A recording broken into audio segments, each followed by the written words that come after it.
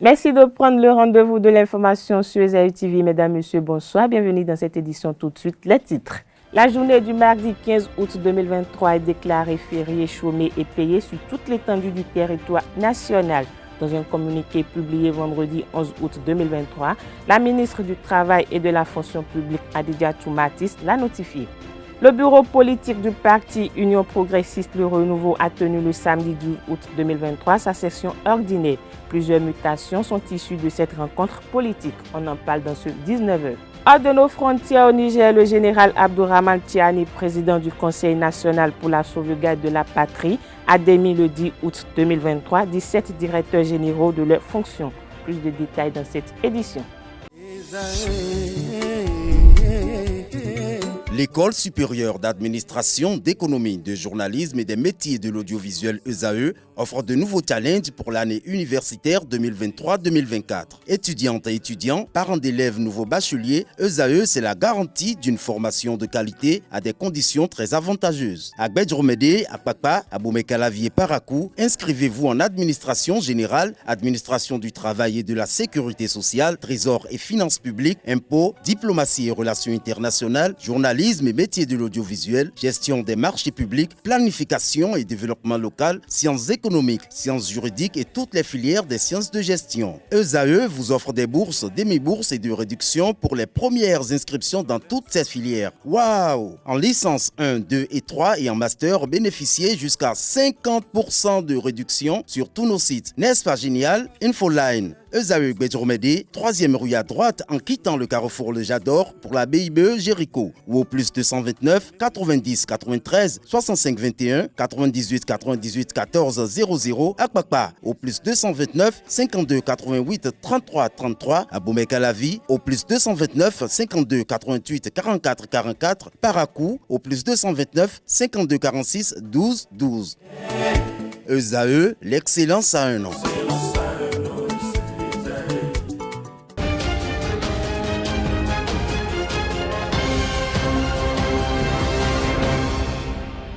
À nouveau, bonsoir. À l'occasion de la fête de l'Assomption et conformément aux dispositions de la loi numéro 90-019 du 27 juillet 1990 fixant les règles légales en République du Bénin, la journée du mardi 15 août 2023 est déclarée férié, chômé et payé sur toute l'étendue du territoire national. La ministre du Travail et de la Fonction publique l'a fait savoir dans un communiqué en date du vendredi 11 août 2023.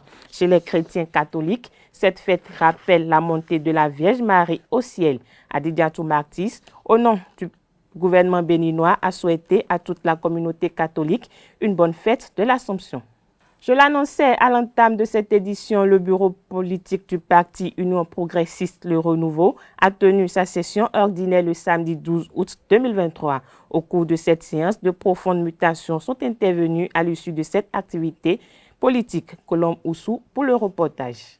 Pour la postérité, construisez sans relâche, enfants du Bénin debout. Réunis en session ordinaire ce samedi 12 août 2023 à Cotonou, les membres du parti Union progressiste Le Renouveau ont adopté les modifications et autres innovations apportées aux statuts et textes fondamentaux du parti. Les organes centraux au cours de la période transitoire sont le bureau politique, la direction exécutive nationale, la haute direction politique du parti. Article 137. Dès l'adoption des présentes modifications au statut, le bureau politique est mis en place conformément aux nouvelles dispositions. Les membres des autres organes, la direction exécutive nationale et la haute direction politique sont à titre transitoire désignés par le bureau politique. Soucieux d'insuffler une nouvelle dynamique à cette formation politique, Joseph Djogbenou, avec son nouveau titre de président de la haute direction politique, évoque des idées pour relever les nouveaux défis. Nous sommes tenus de nous rassembler. Nous sommes tenus d'avoir confiance en nous-mêmes.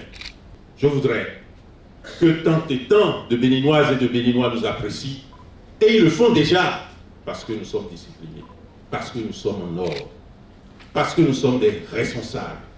Le défi aujourd'hui, c'est davantage de discipline. Le défi, c'est davantage de rassemblement. Le défi, c'est davantage de responsabilité. Le peuple nous attend. Nous avons rendez-vous avec lui. Et nous devons répondre à ce rendez-vous. Pas de manière dispersée, de manière ordonnée. Mais avant, il a réitéré sa gratitude envers ses camarades. Mes mots de gratitude à celles et ceux, au nom donc de la direction exécutive nationale, qui ont considéré que dans les tâches quotidiennes, dans la définition de la stratégie politique, dans la conception et la mise en œuvre de l'offre politique, les membres que vous êtes de la direction exécutive nationale, ces membres peuvent assumer pleinement ces missions. En votre nom à tous, je voudrais les en remercier et remercier le bureau politique de les avoir approuvés et d'avoir approuvé leur désignation. Ma gratitude enfin, au nom de la haute direction politique, d'avoir considéré que nous pouvons conduire les destinées de l'Union progressiste Le Renouveau. Le bureau politique national est désormais étoffé à plus de 300 membres, comme l'exigent les dispositions organisationnelles du parti. Les délégués se donnent donc la main pour maintenir le cap. Les premières activités marquant les 10 ans d'existence de la Fédération des journalistes et professionnels des médias du Bénin se sont déroulées ce week-end dans le département du Zou. Pendant 2 jours, Aurélien Aïssou, le président de la FGPMB, et quelques membres ont œuvré à l'enracinement de l'association à Boycon et à Abomey. Le récit avec Setondélarius Adjagbeno. Samedi 12 août 2023, seconde journée de la célébration itinérante du 10e anniversaire de création de la Fédération des journalistes et professionnels des médias du Bénin FJPMB à Boycon. Un match d'exhibition de football entre l'équipe de la FJPMB en maillot vert et une formation composée de jeunes de la localité a ouvert le bal des activités. Cette rencontre soldée par un score nul et vierge a permis aux différents acteurs d'assouvir leur passion. Quand vous êtes dans un jeu, il faut prendre du plaisir. Donc on a pris du plaisir, on a partagé quelques moments de jeu et dans la convivialité.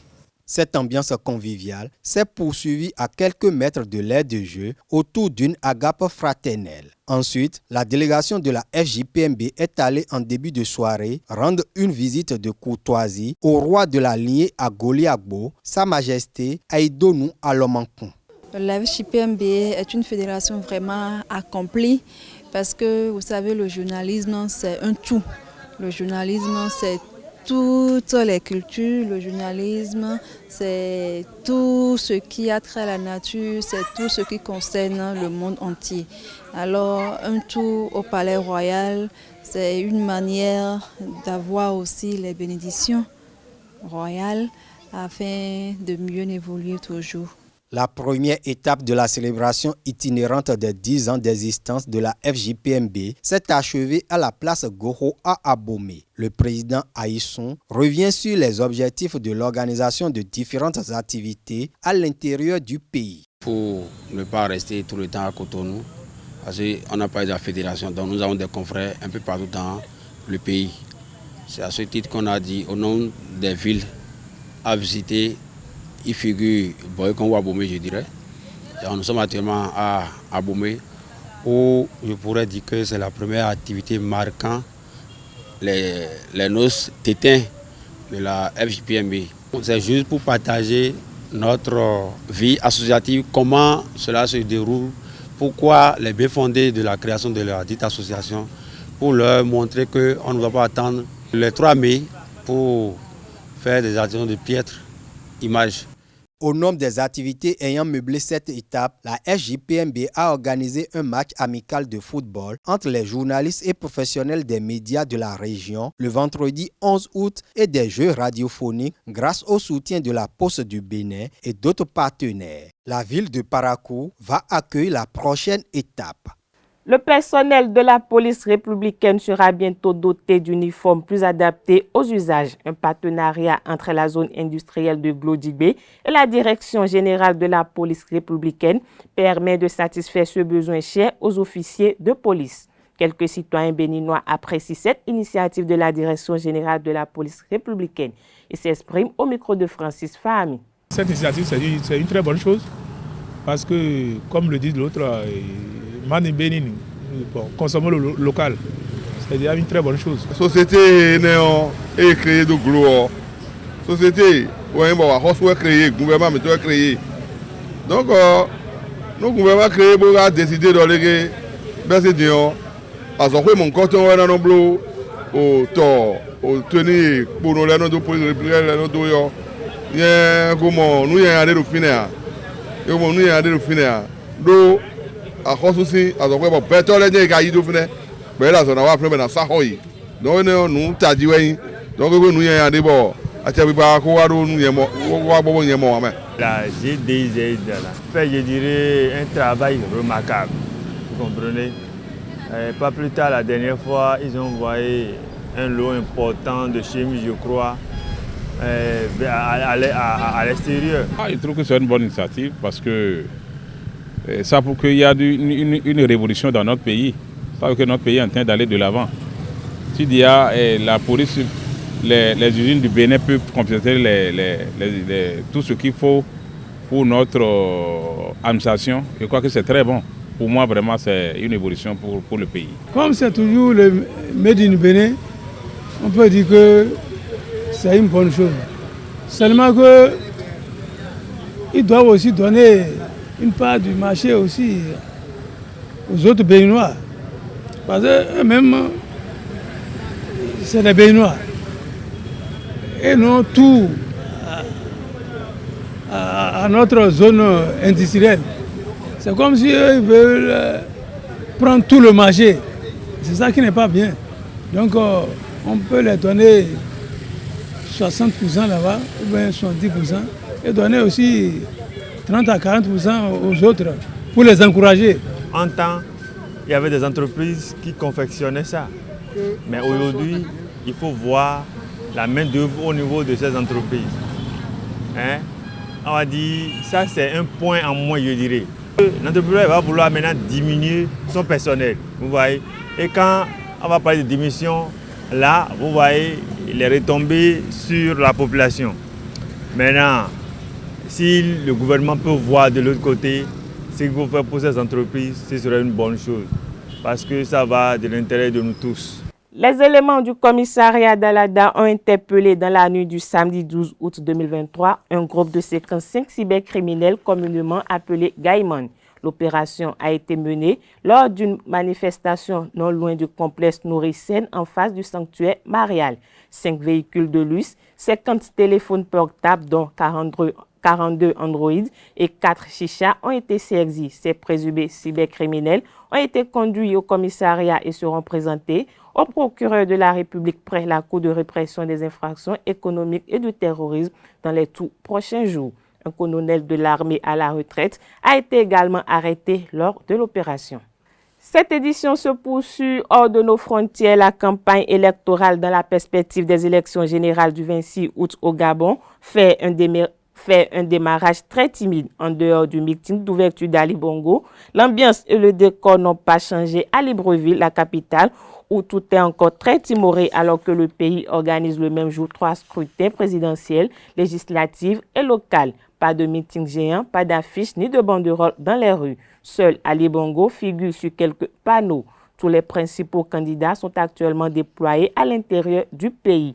Ils espèrent terminer leur campagne à Libreville, où vit près de la moitié de la population gabonaise. Au Niger, 17 généraux ont été relevés de leurs fonctions. Le général Abdourahmane Tiani, président du Conseil national pour la sauvegarde de la patrie, a mis fin à leurs fonctions avec la signature d'un décret le jeudi 10 août 2023. L'article 1er du 10 août a dressé la liste des personnes limogées. L'article 2 du décret a instruit le ministre directeur du cabinet du président du Conseil national pour la sauvegarde de la patrie et le ministre des Finances pour l'application de la présente décision. Merci pour votre attention. Agréable soirée à tous.